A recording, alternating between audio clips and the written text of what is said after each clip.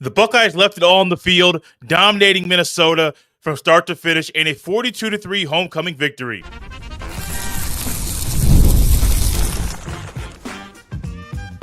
You are Locked On Buckeyes, your daily podcast on the Ohio State Buckeyes. Part of the Locked On Podcast Network, your team every day. Welcome in, Buckeye fans, to Locked On Buckeyes live after Ohio State's 42-3 homecoming win over Minnesota. I'm your host, Jay Stevens, delivering your daily and diehard Ohio State Buckeyes podcasting and commentary that you will definitely love. And I'm sounding a little out of it today because it's a night game. Buckeyes don't normally have night games, and so the normal flow isn't there currently. Hoping to get there very, very quickly. And this episode of Locked On Buckeyes Live is brought to you by Mazda. Like our players, we sweat every detail because when you make every move count, pulling off the unexpected is only the beginning. Stay tuned later for highlights in this week's Moving the Game Forward, Mazda, Move and Be Moved. During this episode, we will definitely touch on what we learned about the defense in this game,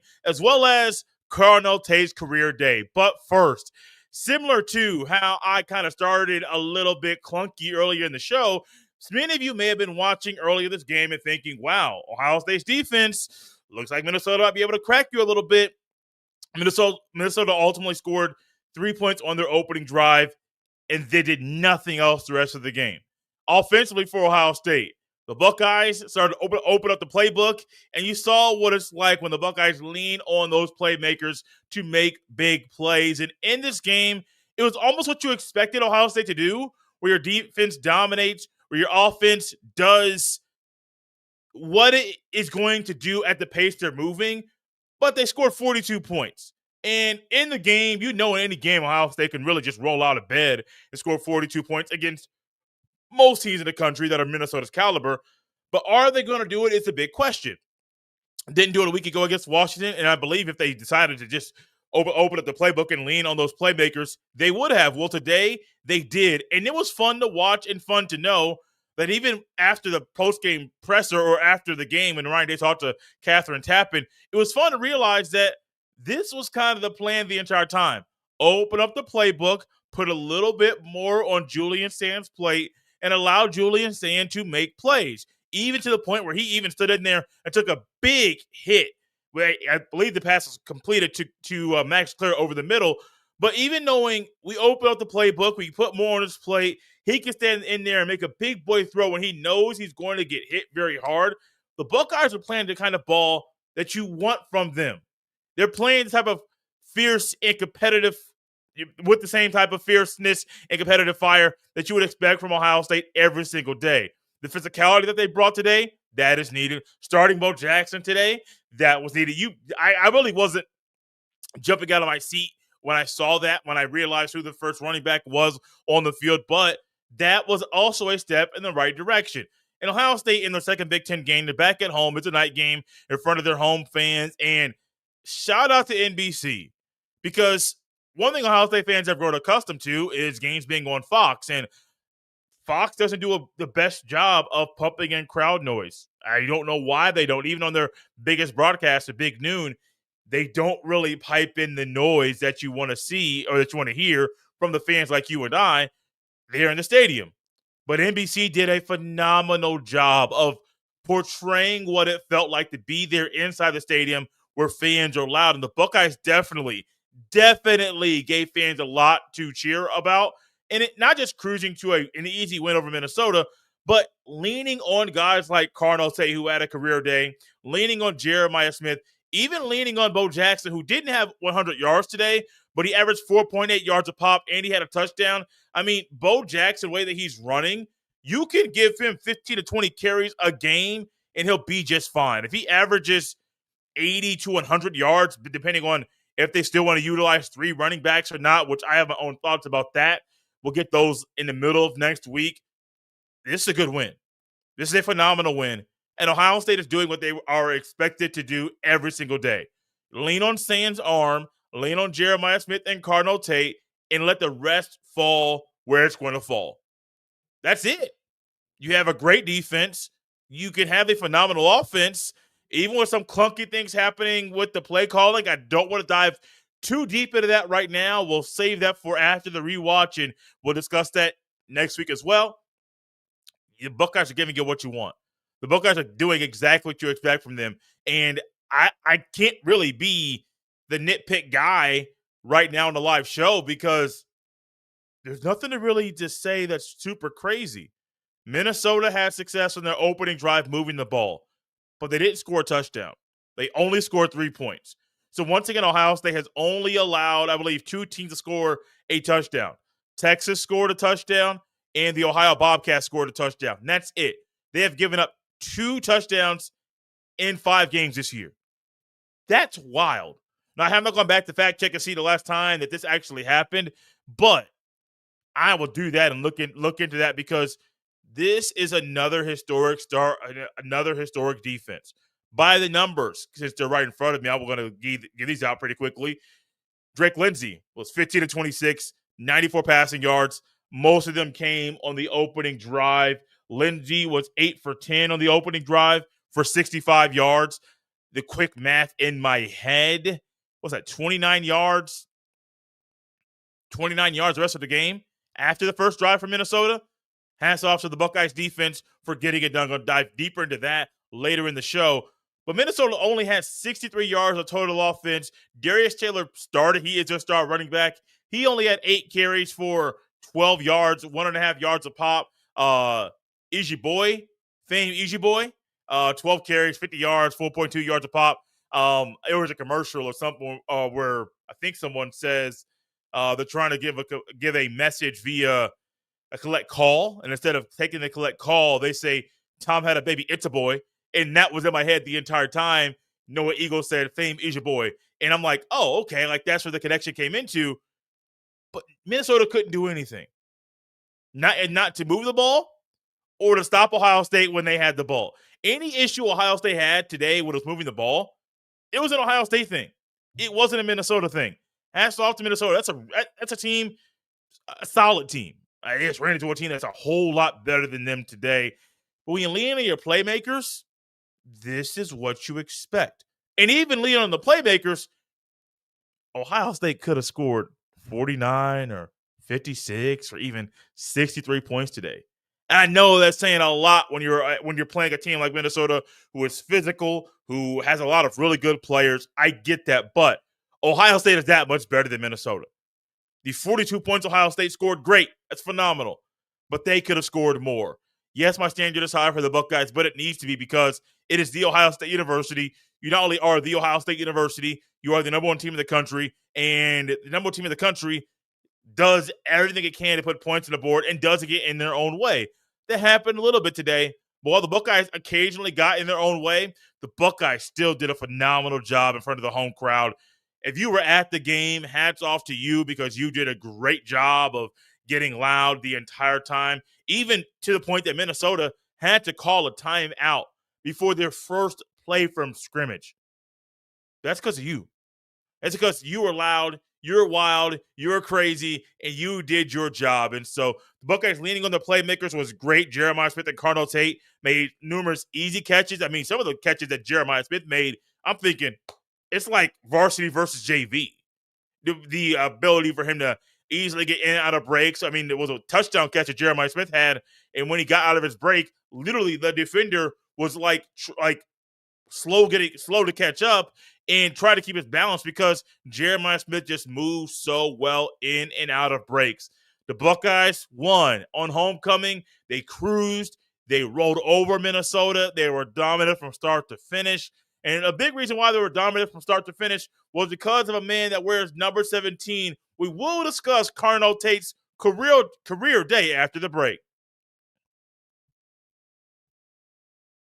This episode is brought to you by Mazda's moving the game forward. For those who believe it's not just about playing the game, it's about redefining it. There are moments that do more than put points on the board. They move crowds, move culture, and keep moving the game forward. This week's moment that moved the game forward is a special teams play where Brandon Ennis fielded the punt, caught the thing, ran just a little bit, and then threw it all the way across the field behind him to Lorenzo Styles Jr. Lorenzo Styles ran up, got a pretty big gain on the return, led to another Ohio State touchdown. When you follow what moves you, the unexpected is only the beginning. And just like there's more to every highlight, there's more to a Mazda vehicle. Mazda, move and be moved. This episode of Locked On Buckeyes Live is also brought to you by DoorDash. Guys, it's almost the weekend. Well, it is the weekend. Time to look back and crown this week's MVP on Who Delivered, powered by DoorDash. Just like you can win every Saturday with DoorDash streaks, saving more every time you order. These players delivered when it mattered most. Let's break it down. For Ohio State, Carnell Tate delivered in a big way, and it was such a big way that it was a career day for him in the most receptions and receiving yards he has had in his Buckeye career. When the pressure was on, Carnell Tate came through. No hesitation, no delay. And if you've been watching week after week, this performance wasn't a fluke. Carnell Tate is on a streak. And just like Carnell Tate delivered for Ohio State, DoorDash delivers your Saturdays with DoorDash streaks. You save every Saturday you order, stack it up all season, and you can save up to $250, including $100 in DoorDash credits. Order this Saturday. Keep the streak alive. Fuel your game day only with DoorDash. Terms apply. Promo period through November 18th. Thank you all for tapping Locked On Buckeyes live after Ohio State's 42-3 win over Minnesota on homecoming. And like I mentioned earlier before the break, if you are someone that was at the game, I am glad you were there and I'm glad you were loud, because as NBC did a phenomenal job just covering the game, they also killed it when making sure they piped in all the crowd noise throughout the game, because y'all killed it. Each and every one of you inside the shoe, because I know you can't walk in there and be as quiet as a church mouse. Y'all were loud, y'all were wild, y'all were crazy, and it caused a lot of issues for Minnesota. You know who individually caused a lot of issues for Minnesota? It was a man named Carnell Tate, because my goodness, they had no answer for number 17, and it led to a career day in receptions and receiving yards for one of Ohio State's receivers. Carnell Tate had 9 receptions, 183 receiving yards, and 1 receiving touchdown. His long was 49 yards. And I went back and looked up, even during the game, trying to double check and see when the last time he had his previous career highs. His career high in receptions was in the Cotton Bowl against Texas. That was 7. And then his career high in receiving yards was 102. That was his previous career high. That was against Nebraska after the bye week a year ago. After Ohio State lost to Oregon, they had that bye week, and then they played Nebraska. That was the game. And those were big-time catches, because in both of those games, Carnell Tate needed to have every single catch and every single yard to allow Ohio State to even have a chance to win the game. Against Nebraska scored late, and I was getting kind of nervous. Not going to lie to you, because I know Ohio State was better, but just the way they were playing seemed a little clunky. But Carnell Tate came up big, and he did it once again today. And him coming up big today was not just fun to watch, but it kind of reminded me that Ohio State might continue their streak of having first-round wide receivers in the NFL draft, because if he decides to come out and go into the NFL draft, I'm going to have a hard time believing that these NFL coaches and executives and scouts are not going to push and lean into Carnell Tate being a first-round receiver, because he's not Jeremiah Smith, but he'd clearly and easily be a number 1 receiver on other teams in the country.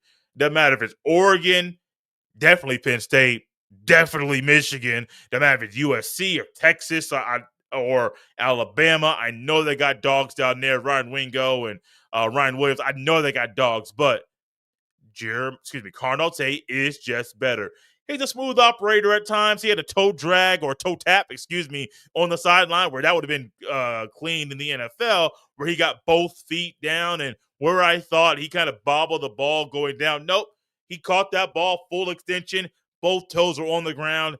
And he didn't bobble the ball. He just moved it, tucked it in as he went to the ground. I'm thinking, dog, you're doing NFL stuff right now in college.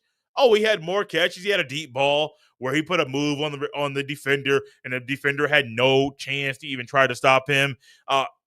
Carnell Tate it's just so much fun to watch, but it's fun to watch him as he is maturing as a player, especially against Minnesota, who has guys that are going to go to the NFL in their secondary. Coy Perch, a really good defender. Minnesota is a very disciplined defense. They just don't have the talent and the athletes to keep up with Ohio State. That's not to say they won't go off to the NFL. They won't be big-time players and potentially win all Big Ten, first, second, or third team honors at the end of the year. I believe all that is true. I also believe that Carnell Tate is continuing to push himself. I mean, we hear a lot about how Jeremiah Smith is pushing himself and how he is lighting his own fire under his belt. I think Carnell Tate's doing the same thing, but he's doing it more at a quiet manner. It's not to say Jeremiah Smith is not a talker or is never quiet. He is definitely quiet, but I think Carnell Tate is just kind of under the radar, if that's possible, because while Ohio State's cruising, he's cruising too, just doing the same old thing he is always doing. And while he is cruising, Julian Sayin is cruising too.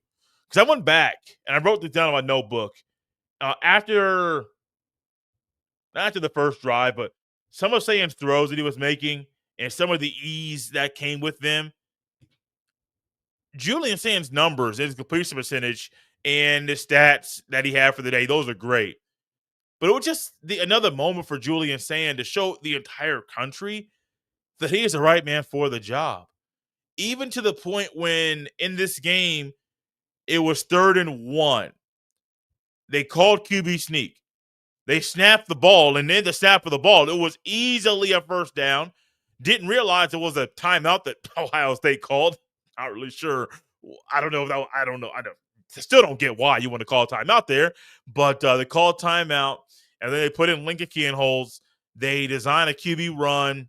Kienholz runs to the outside instead of running straight, and he didn't get it. Actually, I believe he lost a yard. Ohio State punted.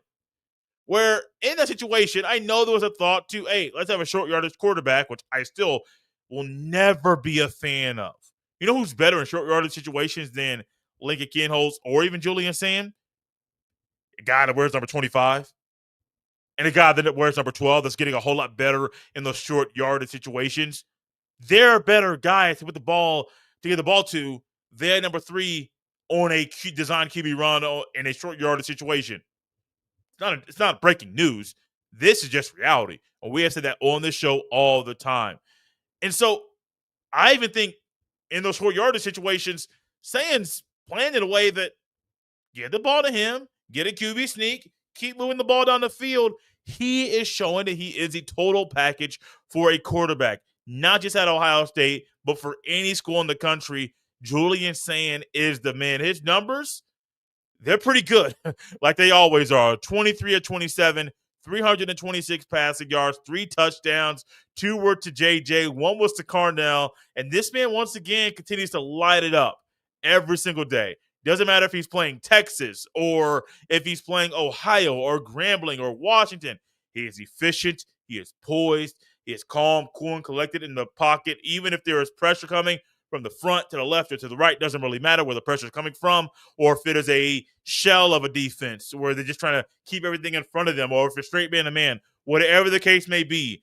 His ability to quickly process what he is seeing, his ability to get the ball out quickly, his ability to do a lot of things at an elite level for a guy who was only starting his 5th game in college football is a wild thing to comprehend. Trust me, what we're getting right now from Julian Sayin isn't because he's throwing to Jeremiah Smith and Carnell Tate. Even Max Clare got into the mix today. I mean, he caught some big passes. We touched on one earlier over the middle when Julian Sayin had a defender coming right at him, right in his face. Julian Sayin stood in there, threw that ball, fired it in there. Max Clare was covered pretty well.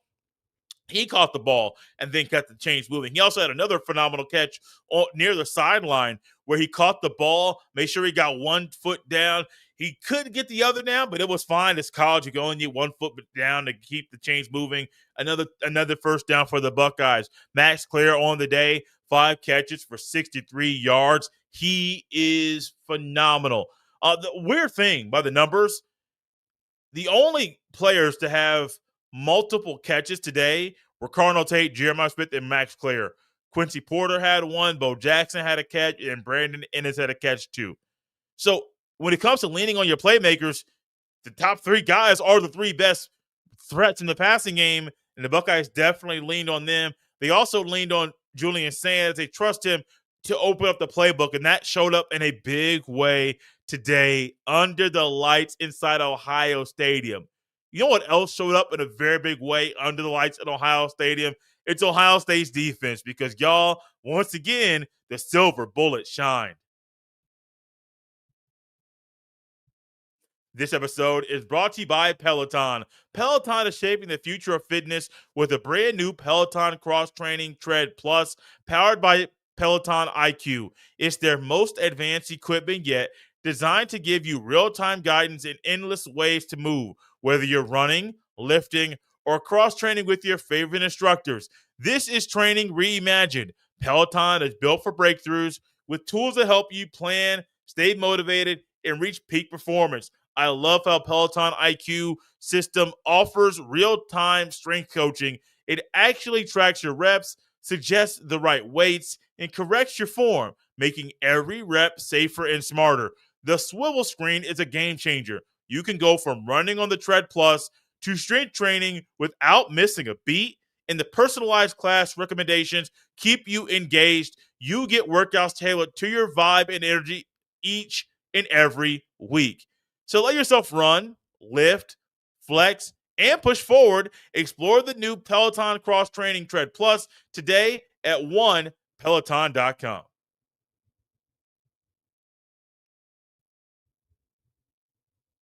Thank you all for tapping Locked On Buckeyes live after Ohio State's 42-3 homecoming victory over the Minnesota Golden Gophers. And this is a team in Minnesota that put up 66 points a few weeks ago. And so you know they can light up the scoreboard. You know they can do a lot of things when they're healthy to attack a defense.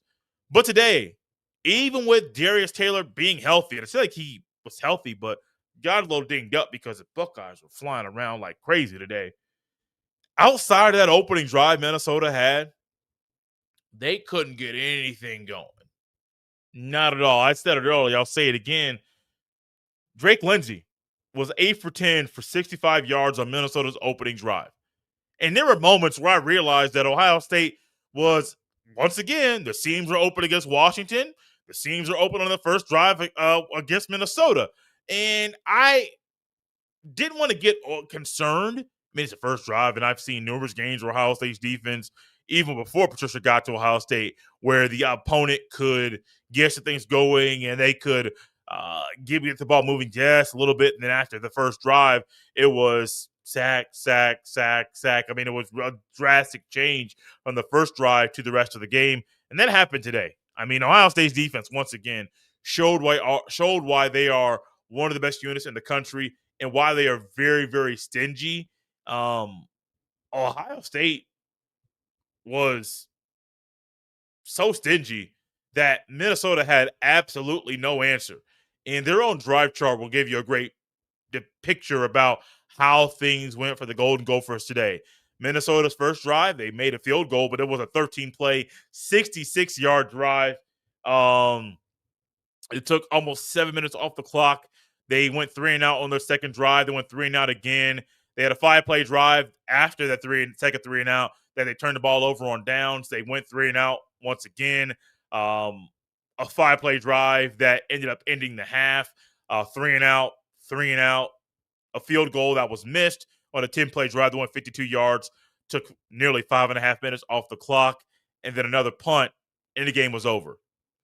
So in that sequence, we'll go through it quickly again because just in case you missed it, field goal, 3-and-out, 3-and-out, turnover on downs, 3-and-out, 5-play drive that led to a punt, 3-and-out, 3-and-out, missed field goal, another punt. That's Ohio State's defense. That's what the Buckeyes can do when they put their mind to it and when they realize what happens on the first drive of the game doesn't set the tone for the entire game. I mean, you want to make sure in your first drive, offensively and defensively, you set the tone and the foundation for what your team wants to do. But also, in the middle late, you want to make sure last 4 of the first half, first 4 of the second half, you want to make sure that you capitalize on those moments. Ohio State was the one that capitalized on those moments. while it was their first drive, they held into a field goal. It was a drastic sign of bend but don't break defense. But Minnesota couldn't get anything going. Them boys are flying around like crazy. I mean, Igman Olsen, phenomenal defense today. Jermaine Matthews Jr. was in there putting his nose down in there and getting in onto a lot of tackles. Lorenzo Styles Jr., technique is getting better. He is flying around and even gaining the trust of all of his teammates and coaches, because I don't believe that you give the ball to that man on that punt return if he's not putting his all in and doing the right things defensively. It's kind of a reward to go out there and, oh, hey, I'm open, give me the ball. Oh, it's a punt return. Snag that thing, get on up the left sideline. This defense is fun. Even get Will Smith Jr. had a tweet out stunting like my daddy. I wish his daddy was still here to watch that young man play, because this defensive front, yeah, Kenyatta Jackson Jr. went out the game. Who comes in? Who plays phenomenal in the backup role? A true freshman in Zion Grady. Oh, Devin Sanchez was out there early once again. Oh, Peyton Pierce was out there in the very first drive of the game. And so you have guys at Ohio State that aren't starters, that are coming up and playing in key moments, that are showing they're ready for what is going to happen on that day. And that goes to coaching and Matt Patricia and Tim Walton, Matt Guerrieri, James Laurinaitis, and Larry Johnson. All those coaches are killing it on the defense, because not only did Minnesota only score 3 points, but in the big picture, this defense has only allowed 2 teams to score touchdowns. And each team scored 1 touchdown apiece. That's it.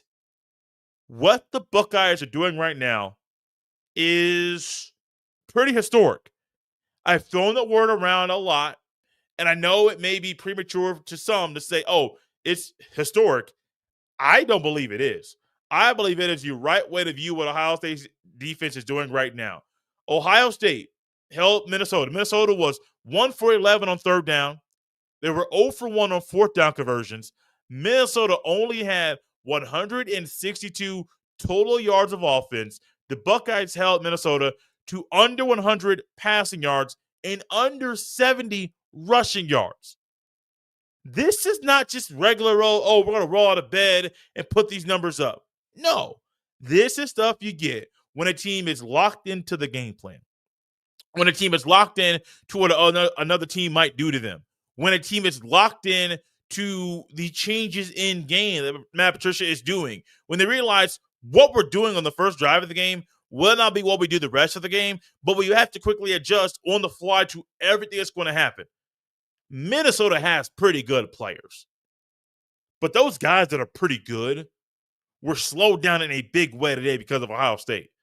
This is not to say that Minnesota is going to be a problem and for their own team the rest of the year. No, this is a sign that what Ohio State's defense is currently doing is something that on the road at Illinois, defense is going to travel. The following week on the road at Wisconsin and Camp Randall, which is always a tricky place to play, that defense is going to travel. Then you have an off week. And then you got Penn State, who just lost to UCLA.